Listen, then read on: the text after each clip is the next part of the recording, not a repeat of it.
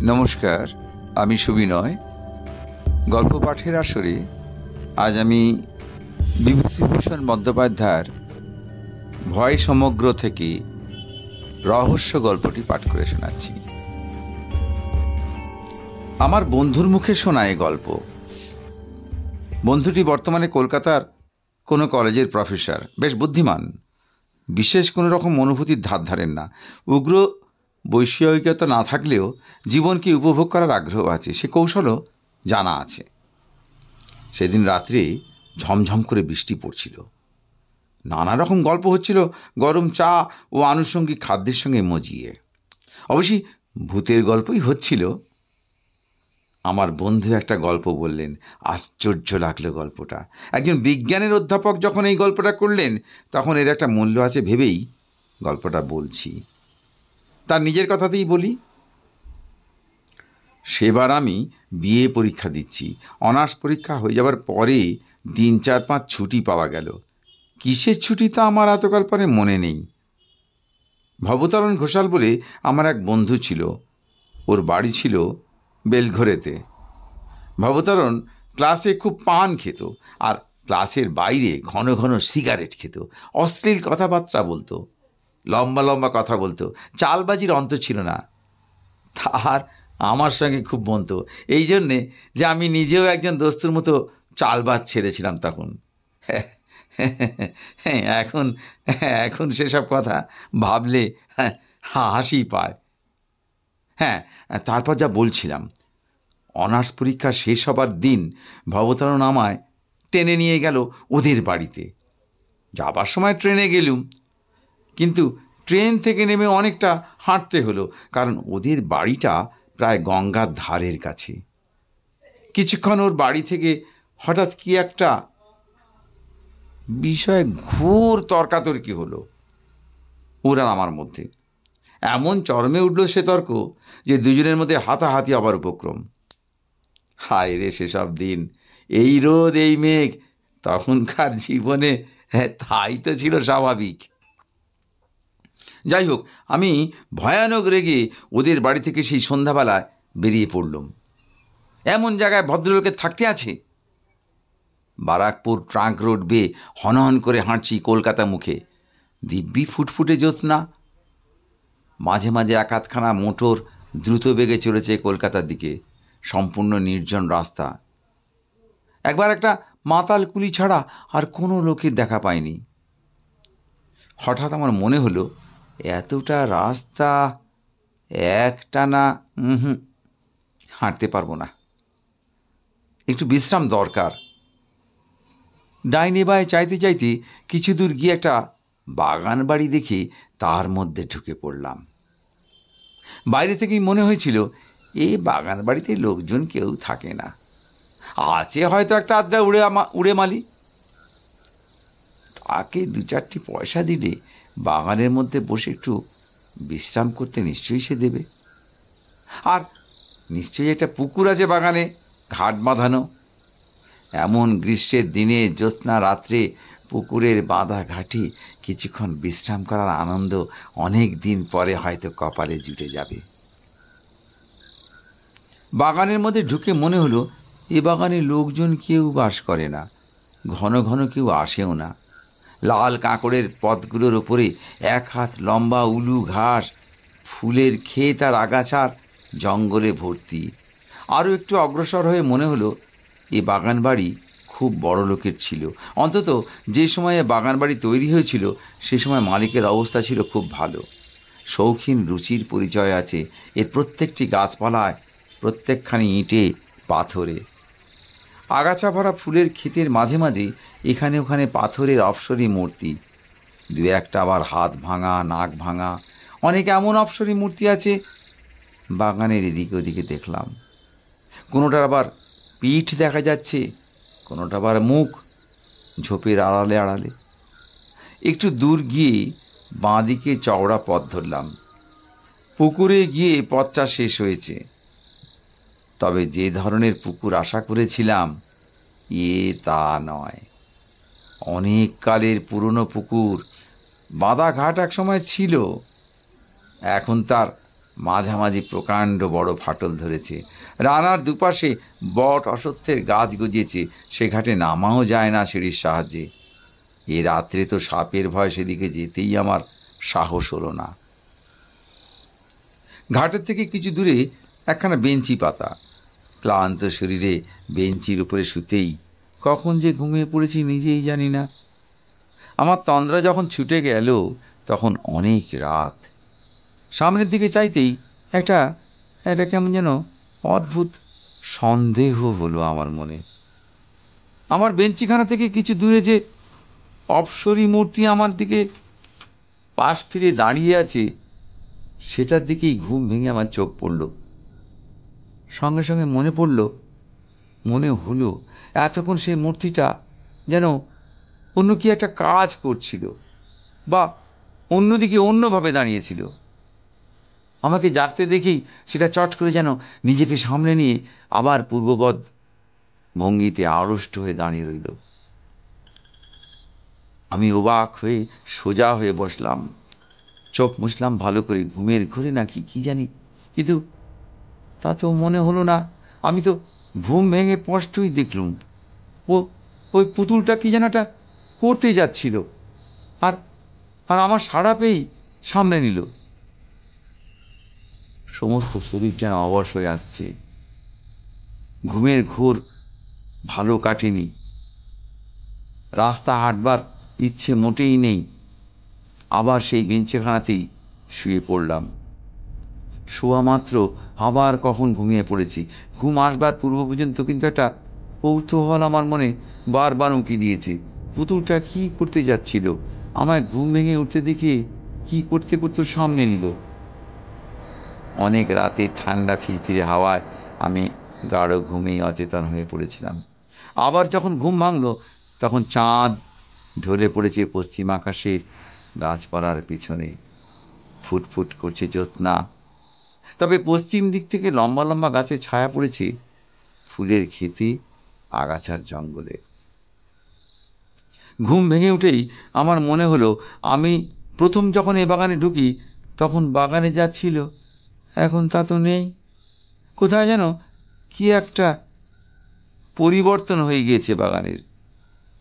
ঘুমের ঘোর যতই ভাঙতে লাগলো আমার মনে ধারণা ততই বদ্ধ মনে হতে লাগলো। আগে যা ছিল তা যেন এখন নেই। কি কি একটা কি একটা বদলে গিয়েছে, অথচ কি সেটা না বুঝতে পারছি না তো। কি বদলে গেল, কোথায় গেল? হঠাৎ আমার চোখ পড়ল সামনে। চোখ ভালো করে মুছলাম। হ্যাঁ হ্যাঁ হ্যাঁ হ্যাঁ, পরিবর্তন তো ওখানেই হয়েছে। যেন আগে যা ছিল এখন তো তা নেই। কিন্তু কি পরিবর্তন, কি বদলে গেল? 1 মিনিট কি 1.5 মিনিট কেটে গেল। সঙ্গে সঙ্গে সারা দেহে বিদ্যুতের স্রোতের মতো বয়ে গিয়ে আমাকে সম্পূর্ণ আড়ষ্ট ও আবশ করে দিয়ে আসল সত্যটি আমার চোখের সামনে ফুটে উঠল। ওই ওই উচ্চ বেদিটার উপরে বসানো সেই সেই অপ্সরী পুতুলটা কোথায় গেল? বেদিটা তো খালি খালি পড়ে আছে। পুতুলটা কোথায় গেল? পুতুলটা নেই তো। প্রথমটা যেন বিশ্বাস হলো না। সত্যি কি ওখানে অপ্সরী মূর্তিটা ছিল? অন্য জায়গায় ছিল হয়তো, আমি ভুল দেখেছিলাম। না না, তা কি কখনো হয় নাকি? পাথরের অত বড় পুতুলটা গভীর রাত্রে কে নিয়ে যাবে? আমারই ভুল। কিন্তু এই অপ্সরী মূর্তি তো অন্যদিকে যে কি একটা করতে যাচ্ছিল আগের বার দেখছিলাম। এই বেদিটার ওপরেই তো সেই পুতুলটা ছিল। না থাকলে আমি এই বেঞ্চিতে শুয়ে দেখলাম কি করে? বেশ মনে আছে, প্রথমে এই বেঞ্চিতে শুয়ে পুতুলটা আমার চোখে পড়েছিল। আমার দিকে ওর পাশ ফেরানো ছিল। এও ভাবলাম, আমার মনে আছে। এই ধরনের পুতুল কি ইটালি থেকে আসে না, নাকি কি জানি এদেশে তৈরি হয়? এত সব একবারে ভুল হয়ে যাবে। কিন্তু তা যদি না হয় তবে সেই অপ্সরী মূর্তি বা যাবে কোথায়? এত রাত্রে কে উঠিয়ে নিয়ে গেল মূর্তিটা? চোরে নিয়ে গেল? আরে বাবা, তাই যদি হয় এতকাল এ বাগান অরক্ষিতভাবে পড়ে আছে, এতদিন কেউ চুরি করলে না, আর একজন জলজ্যান্ত মানুষ শুয়ে আছে বেঞ্চিতে, আজই চোর এসে এত বড় ভারী মূর্তিটা চুরি করে নিয়ে যাবে? না না না না, তা হয় না। তা সম্ভব হলে আমি বিশ্বাসই করি না। কেন জানি না আমার কেমন ভয় করতে লাগলো, গা ছমছম করতে লাগলো। রাত আর বেশি নেই, এ বাগানে আর শুয়ে থাকার দরকার নেই বাবা। আস্তে আস্তে বরঞ্চ কলকাতা মুখো হাঁটা দিই, আর এখানে থাকার উচিত নয়। যেমনি এ কথা মনে আসা অমনি আমি বেঞ্চি থেকে উঠে পড়লাম। পুকুরের ঘাটে নেমে চোখে মুখে জল দিয়ে নেব বলে ঘাটের দিকে যাচ্ছি, এমন সময় আবার অবাক হয়ে দাঁড়িয়ে রইলাম। বাঁধা ঘাটে ঠিক ওপরেই আমলকি তলায় যে স্ট্যাচুটা ছিল, সেটাই বা কই? সেটার হাত ভাঙা ছিল বলে আরো বেশি করে আমার দৃষ্টি আকর্ষণ করেছিল। ওই তো তার শূন্য বেদিটা পড়ে আছে। মনে মনে কেমন সন্দেহ হলো। বাগানের চারিদিকে চেয়ে দেখলুম কত পুতুল ছিল এখানে ওখানে, বনের ঝোপের মধ্যে আড়ালে আড়ালে সাদা পাথরের পুতুলগুলো ফুটফুটে জ্যোৎস্নায় ঝকঝক করছিল। এখানে তেমনি সাদা জ্যোৎস্না বাগানের সর্বত্র আছে, কিন্তু কই কই সেই অপ্সরী পুতুলগুলো কোথায়? এখন তো একটাও দেখতে পাচ্ছি না, একটাও তো নেই। এক রাত্রে কি বাগানের সব পুতুলগুলো চুরি হয়ে গেল? এই রাত্রিটার জন্যই কি চোরেরা ওত পেতেছিল? আশ্চর্য! পোকার মতো চারিদিকে চেয়ে দেখতে লাগলাম। এতক্ষণে বুঝলাম, ঘুম ভেঙে উঠে যে ভাবছিলাম বাগানের কোথায় কি পরিবর্তন হয়েছে, সেটাই হলো এই পরিবর্তন। বাগানময় এই মস্ত পরিবর্তনটা সাধিত হয়েছে আমার ঘুমের মধ্যে। ততক্ষণে পায়ে পায়ে আমি গিয়ে পুকুরের বাধাঘাটের ওপরটাতে দাঁড়িয়েছি। হঠাৎ পুকুরের জলের দিকে চাইতে আমার কেমন যেন হয়ে গেল। সারা শরীর দোল দিয়ে উঠল ভয়ে বিস্ময়ে। বাগানের সব অপ্সরী পুতুলগুলো জলে নেমে সাঁতার দিচ্ছে, দিব্যি সাঁতার দিচ্ছে, এপার ওপার যাচ্ছে। কিন্তু একটা জিনিস আমি স্পষ্ট দেখতে পেলাম, সেগুলো জীবন্ত হয়ে ওঠেনি, আড়ষ্টভাবেই পুতুল রূপেই সাঁতার দিচ্ছে। আমার এক বন্ধু প্রশ্ন করল, আপনি স্পষ্ট দেখতে পেয়েছিলেন? অধ্যাপক বন্ধুটি আমাদের মুখের দিকে চেয়ে বললেন, অনেক দিনের কথা হয়ে গেল বটে, কিন্তু বিশ্বাস করুন, আমি আজও ভুলিনি সে রাত্রের কথা। সে দৃশ্য আজও দেখছি চোখের সামনে, মাঝে মাঝেই যেন দেখতে পাই। বিশ্বাস করা না করা অবশ্যই আপনাদের ইচ্ছে, আমি কাউকে বলিও নিয়ে বিশ্বাস করতে। আমি বললুম, সিদ্ধি খেয়েছিলেন নিশ্চয়ই বন্ধুর বাড়ি বেলঘরেতে? বা আমি ওসব ছুঁতাম না তখন, এখনো তাই, বিশ্বাস করুন এই কথাটা। সকলে রুদ্ধ নিঃশ্বাসে শুনছিলাম। আমরা বললাম, তারপর কি হলো? বন্ধু বলতে লাগলো, আবার আরম্ভ করলো। তারপর চুপ করে দাঁড়িয়ে রইলাম এক দৃষ্টে সেদিকে চেয়ে। আমার মনে হলো আমি পাগল হয়ে গিয়েছি, কিংবা আমার কোনো শক্ত রোগ হয়েছে। যা দেখছি এসব কি? বেশ মনে আছে, পশ্চিম দিকের পাঁচিলের গায়ে একটা তাল কি নারকেল গাছ ছিল। চাঁদ তখন গাছটার ঝাঁকড়া মাথার ঠিক আড়ালে। সেই ছবিটা বেশ মনে আছে আমার। আবার তখনই চোখ নামিয়ে পুকুরের দিকে চাইলাম। সেখানে সেই অদ্ভুত, অবিশ্বাস্য, অস্বাভাবিক দৃশ্য।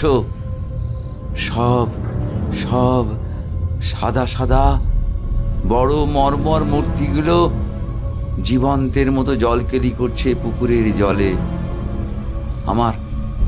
আমার মাথা ঘুরে গেল, নিজের উপর কেমন যেন একটা অবিশ্বাস হলো।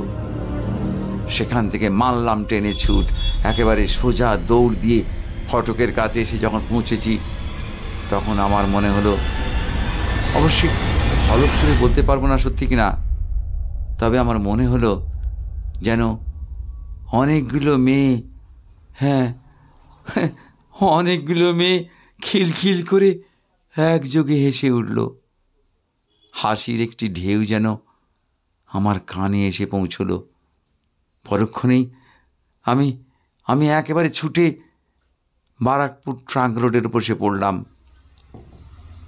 এবার আপনারা যে প্রশ্ন করবেন তা আমি জানি, সেখানে আর আমি গিয়েছিলাম কিনা। হ্যাঁ, পরদিনই গিয়েছিলাম, একা নয়, 3টি বন্ধুর সঙ্গে করে। গিয়ে দেখলাম পুরনো ভাঙা বাগান বাড়ি, আগাছার জঙ্গলে ভরা ফুলের ক্ষেত, কতগুলো হাত ভাঙা নাক ভাঙা অপ্সরী পুতুল এদিক ওদিকে বনের জঙ্গলে আড়ালে পাথরের বেদির উপরে দাঁড় করানো। কোথাও কোথাও কোনো দিকে অস্বাভাবিকতার কোনো চিহ্নই নেই। হঠাৎ আমার এক বন্ধু আমাকে ডাক দিলে। ঘাটের উপরে আমলকি তলায় যে হাত ভাঙা পুতুলটা দাঁড়িয়ে আছে, একটা মোটা বিছুটি লতা মাটি থেকে গজিয়ে উঠে সেটার দুখানা পা আষ্টে পৃষ্ঠে জড়িয়ে রেখেছে। অন্তত 1 বছরের পুরনো লতা। গত বর্ষায় বিছুটি লতা গজিয়ে উঠেছিল তারও মনে হয়। লতাটার তো কোথাও ছেঁড়া নেই, ভালো করে পরীক্ষা করে দেখা গেল। অথচ আমি হলফ করে বলতে পারি এই এই এই পুতুলটাও কাল কাল জলে নেমেছিল। অন্তত এই বেদিটা আমি কাল খালি দেখেছি। এই ঘাটের ধারেই তো আমি দাঁড়িয়েছিলাম, কতক্ষণ দাঁড়িয়েছিলাম। এই বেদিটা খালি ছিল তখন। বন্ধুরা বললেন, তাহলে বিছুটি লতাটা এমন করে থাকে কি করে? এই তো জড়ানো রয়েছে দেখছি, এ তো 1 বছরের পুরনো জড়ানো, রাতারাতি তো গাছটা জড়ায়নি। কি সব বলছো তুমি? ওদের যুক্তি অকাট্য, কি উত্তর দেব ওদের? আমার নিজেরই যখন ক্রমশ অবিশ্বাস হচ্ছে আমার নিজের উপর। নমস্কার, রহস্যি গল্পটি এখানেই শেষ হলো।